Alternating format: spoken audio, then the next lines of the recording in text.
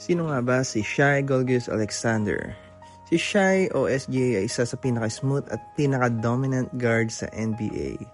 He plays for the Oklahoma City Thunder at kilala sa pace, craft at elite scoring niya. Siya rin ang leading MVP ngayon sa season at nakaraang MVP. Saan siya nagsimula? Galing siya sa Hamilton, Ontario, Canada. Hindi siya highly ranked, walang hype, pero grabe siya magtrabaho o mag-work hard. Paano siya umangat sa kolehiyo o sa college niya? Sa Kentucky, hindi nga siya expected maging starter, pero dahil mabilis ang improvement niya, naging best player, leader at closer siya ng team. Kailan siya na-drop? Siya ay na-drop noong taong 2018, ang 11th overall pick. Drop siya ng Charlotte Hornets and then na-trade agad sa LA Clippers. Kamusta naman ang rookie season niya? Nagulat ang lahat kasi played like a veteran, smart passes, good defense, at napaka-poised. Mukha siyang long-term piece ng Clippers. Bakit nga ba siya na-trade?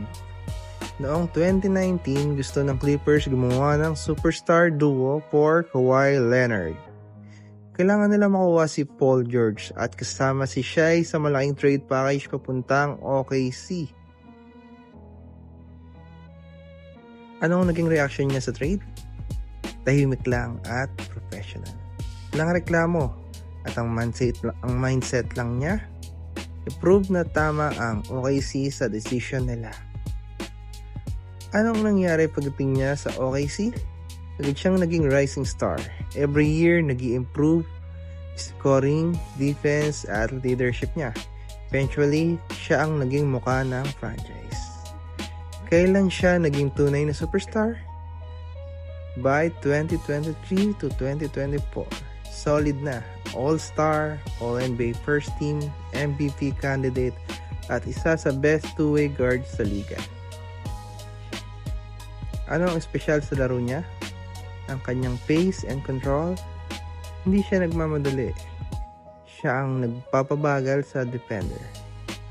Gets to his spots easily, lalo na ang kanyang mid-range at ang kanyang pagiging closer sa fourth quarter.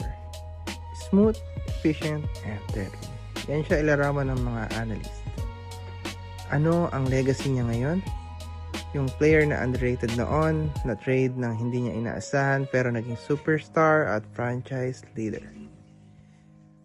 Shai Gilgeous-Alexander, tahimik, smooth, unstoppable, from overall look to all-star to one of the NBA's best today.